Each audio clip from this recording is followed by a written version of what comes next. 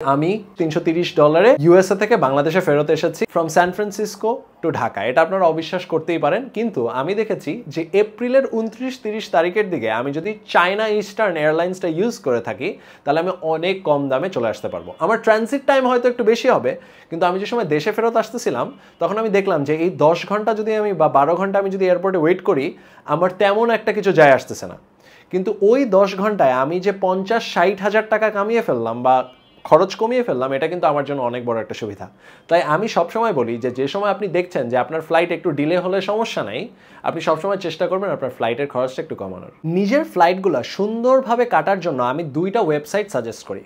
প্রথমটা হলো Google flights, তারপরটা হলো স্কাইস্ক্যানার। ক্রসরোডস ইনিশিয়েটিভে আমরা 15টার উপরে রোলে হায়ার করছি। আপনি যদি একজন স্টুডেন্ট হয়ে থাকেন কিংবা একজন ইয়াং প্রফেশনাল হয়ে থাকেন তাহলে 15টার উপরে রোলে আমরা এখন নিয়োগ দিচ্ছি, হায়ার করছি, চাকরি দিচ্ছি।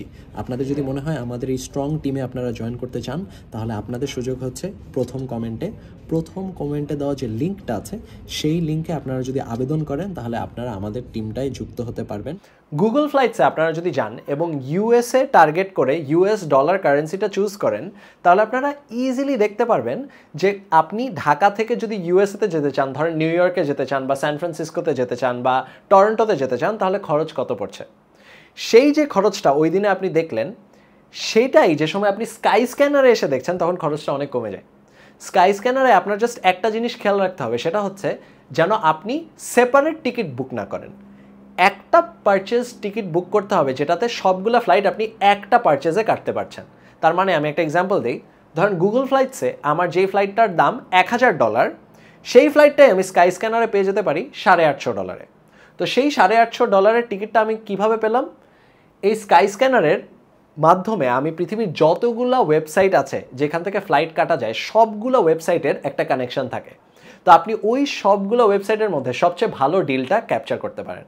আমিও যে সময় বাংলাদেশে ফেরত আসতেছি কানাডা থেকে, আমি $900 জিনিস $680 কিনতে পেরেছি। সো এটা আমি করতে পেরেছিলাম স্কাইস্ক্যানার সুন্দরভাবে ইউজ করার কারণে।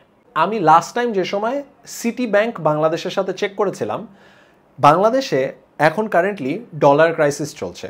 ডলার ক্রাইসিস হওয়ার কারণে অনেক সময় আমরা দেশের যেসব ক্রেডিট কার্ডগুলো আছে বা ডেবিট কার্ডগুলো আছে সেগুলোর মাধ্যমে বিদেশের টিকিট কাটাটা অনেক ডিফিকাল্ট হয়ে যায়। আবার অনেক সময় এরকম রেগুলেশন থাকে যে দেশ থেকে বের হচ্ছে এরকম ফ্লাইট আর দেশে ঢুকছে এরকম ফ্লাইট আপনি আপনার দেশি কার্ড দিয়ে হয়তো মাঝে মাঝে কাটতে পারবেন না। এই ক্ষেত্রে আমি আপনাদেরকে বলবো যে যদি আপনার এই পসিবিলিটি থাকে যে দেশি কার্ড দিয়ে আপনি টিকিট কাটতে পারছেন, তাহলে আপনার উচিত যে দেশের যে আপনার ক্রেডিট কার্ড বা ডেবিট কার্ড আছে সেটাতে একটা ডুয়াল কারেন্সি ওপেন করেন। ডুয়াল কারেন্সি মানে হলো যে আপনি ডলারেও খরচ করতে পারবেন, দেশি টাকাতেও খরচ করতে পারবেন। এই জিনিসটা ওপেন করে ফেলবেন, ডুয়াল কারেন্সি ওপেনিং।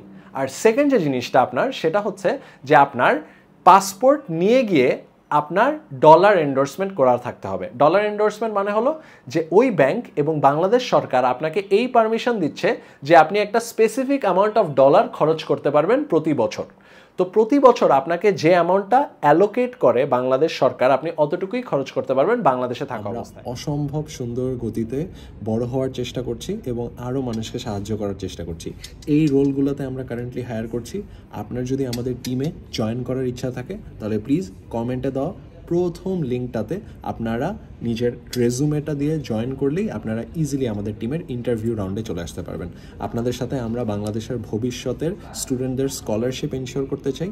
আপনারা নিজেরা বিদেশে যেতে যেই সাহায্য চান সেটাও আমাদের কাছে পাবেন এবং ভবিষ্যতের স্টুডেন্টদেরকেও আপনারা সাহায্য করতে পারবেন। তাই আর দেরি না করে প্রথম কমেন্টে just fill out the form and we will see you in the interview round. আসসালামু আলাইকুম।